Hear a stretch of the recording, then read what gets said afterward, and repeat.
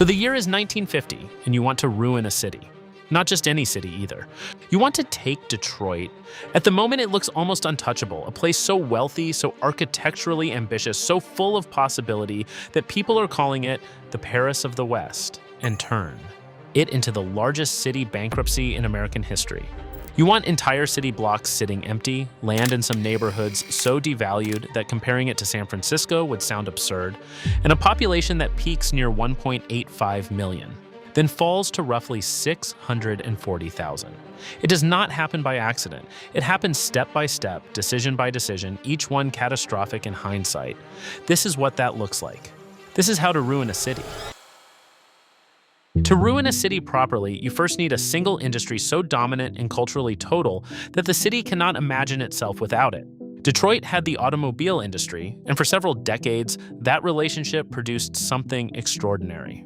By 1920, Detroit was the fourth largest city in the United States, and its growth was unlike anything the country had seen before. Between 1910 and 1930, the population nearly tripled, surging from 465,000 to over 1.5 million people. Henry Ford's assembly line at the Highland Park plant had done something unprecedented, helping define the modern industrial middle-class wage through the $5 workday and drawing migrants from across Europe and from the American South into a city that was already, by any reasonable measure, one of the most beautiful in the country.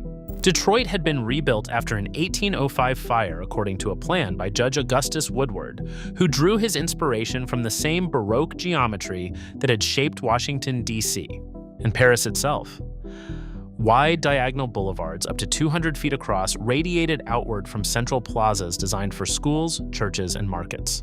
Gilded Age mansions lined Woodward Avenue because proximity to the streetcar was desirable, a marker of status rather than a compromise, proving that well-designed transit could be attractive even to the wealthiest residents of an American city. Detroit had become one of America's richest industrial cities, and the nickname it had earned reflected a reality rather than an aspiration. But none of that wealth, none of that beauty, and none of that momentum could protect Detroit from what came next. A city built too heavily around one industry does not fully control its own fate. The industry increasingly does. Once your dominant industry is firmly in place, the next step is to let it make decisions that should belong to the public. This works best when the industry is powerful enough that no one seriously questions whether it should have that authority, and when each individual decision it makes appears, on its own, entirely reasonable. The automotive industry understood something early and acted on it consistently. A country built around driving created more demand for cars. A city of transit riders and pedestrians was a city full of people who had no particular need to buy a car. So the industry moved to change that equation, and it had accumulated more than enough influence to succeed. In 1932, Alfred Sloan of General Motors founded the National Highway Users Conference, a lobbying body that promoted road building and protected highway user tax funds across the country. Between 1938 and 1950, a consortium funded by General Motors, Firestone, and Standard Oil gained control of transit systems in dozens of cities, many of which converted streetcar lines to buses the consortium's own members manufactured. The group was eventually convicted of conspiring to monopolize the bus industry, but by the time that verdict arrived, the damage across those 45 cities was already permanent. In Detroit specifically, the city government did not even need to be pushed. It voluntarily dismantled its own municipal streetcar network, choosing to serve an automotive ideology the industry had spent decades making feel like common sense. The last streetcar ran on Woodward Avenue in 1956, rolling down the same boulevard where Gilded Age residents had once built their finest homes specifically to be near the line. What had taken decades to build as a mark of civic ambition was gone within a generation, and the city that replaced those tracks with wider roads for cars had done so largely of its own choosing. The industry that made Detroit rich had concluded rationally and deliberately that its continued growth required the city to change around it. The city obliged, and that willingness to reshape itself around the needs of one industry rather than the needs of its residents was the decision that made everything else possible. Now that the transit network is dismantled and the car is increasingly privileged over every other way to move through the city, the goal becomes making that arrangement permanent. The way you do that is with a freeway, and the important detail is the preposition. Not around the city, but through it. Detroit built the first depressed, limited-access urban freeway in the United States in 1942. The Davison Freeway was only 1 1/3 miles long, but its construction required 69 homes to be demolished and 63 more to be moved, displacing the families inside them to make room for a road that prioritized the suburban commute over neighborhood stability. That was the proof of concept, and what followed over the next 3 decades made it look modest by comparison. Throughout the 1940s, 50s, and 60s, city blocks were razed to become parking lots. The highly interconnected street grid that Woodward's plan had produced was fragmented by infrastructure designed for movement. The Interstate 75 and Interstate 375 corridor, along with urban renewal, cut through Black Bottom and Paradise Valley, the cultural and economic heart of Black life in Detroit. Black Bottom alone had sustained over 350 Black-owned businesses before the freeway arrived. Afterward, those businesses were gone, the residents were displaced with minimal assistance, and the neighborhood that had built and sustained the city's Black middle class was simply erased from the map. Urban planners at the time described this process as slum removal, but what they actually removed was a functioning, self-sufficient community. The buildings and squares and homes that had made this place the Paris of the West were, by this point, treated as obstacles. Modernist development scattered architectural mediocrity across what had once been a coherent and beautiful urban fabric. The streets left behind by the removed streetcar tracks were wide and hostile, designed for vehicles moving at speed rather than for people moving through a neighborhood. The city had become unrecognizable from what it had been just 30 years earlier, and it had made itself that way on purpose, one demolition permit at a time. The cruelest irony in all of this is that Detroit helped pioneer the very car-centric planning that hollowed it out. The ideology that would go on to influence city centers across the entire country was exported from the one place that had the most to lose by adopting it. By this point in the process, the conditions are fully assembled. The transit network is gone. The urban core has been carved up and paved over. The racial tensions that the city's institutions spent decades institutionalizing have nowhere left to go except outward. All that remains is to watch the population leave, and to make sure that nothing in the city's governance is structured to stop them. Detroit's racial fractures had been deepening long before the freeways arrived. In the 1920s, the Ku Klux Klan operated as a mainstream political force in the city, coming close enough to winning the 1924 mayoral election that the margin alarmed. Restrictive covenants blocked Black buyers from many Detroit neighborhoods. In 1941, a physical wall was constructed along Burwood Street to separate a Black neighborhood from an adjacent white one. After the wall went up, Federal Housing Administration-backed mortgages became available west of the wall, while Black residents on the other side were denied the same support, and 6 feet of concrete enforced that arrangement with complete reliability. When Black residents attempted to move into white neighborhoods, they were met with organized mob violence.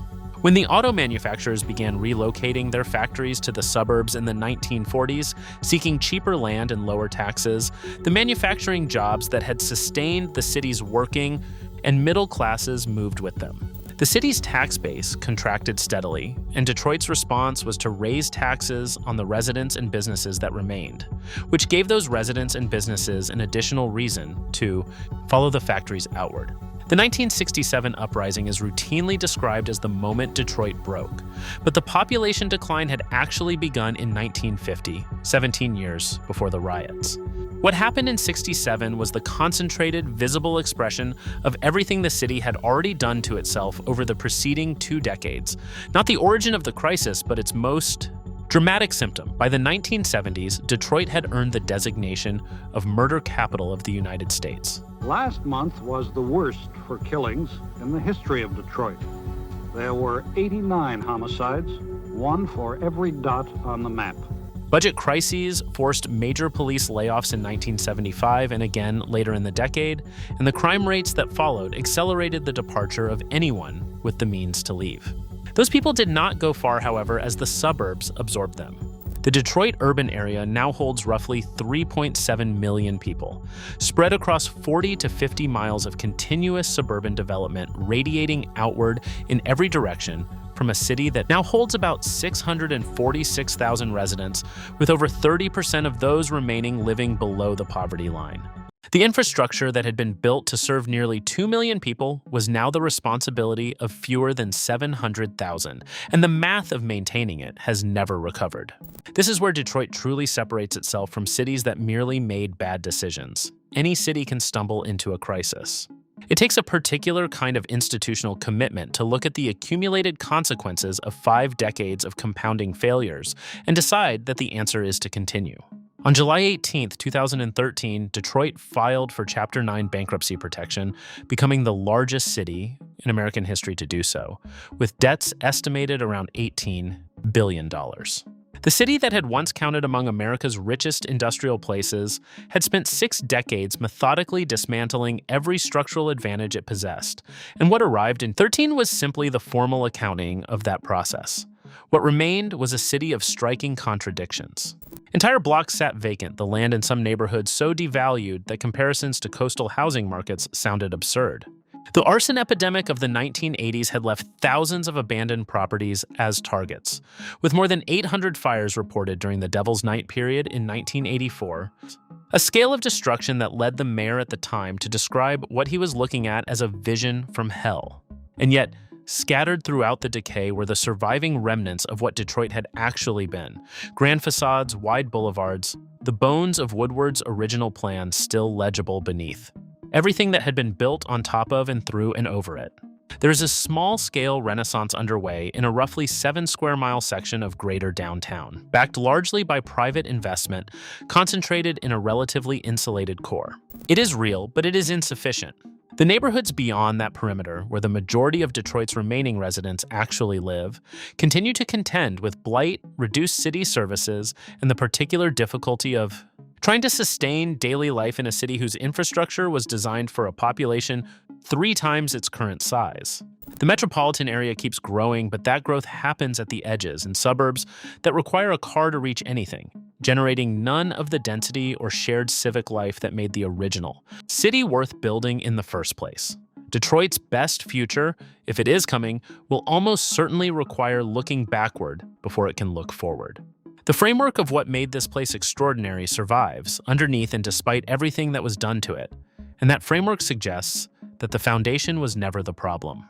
The problem was the decisions made on top of it, one after another, each one compounding the last, across a span of decades in which no single choice looked like ruin, and all of them together produced exactly that. No one standing in Detroit in 1935, watching one of America's richest industrial cities go about its business, would have believed that this was where the story was going. Which is, of course, the point. The warning Detroit offers is not really about Detroit. It is about the ease with which a great city can be undone by decisions that felt, at every step along the way, like perfectly reasonable ones.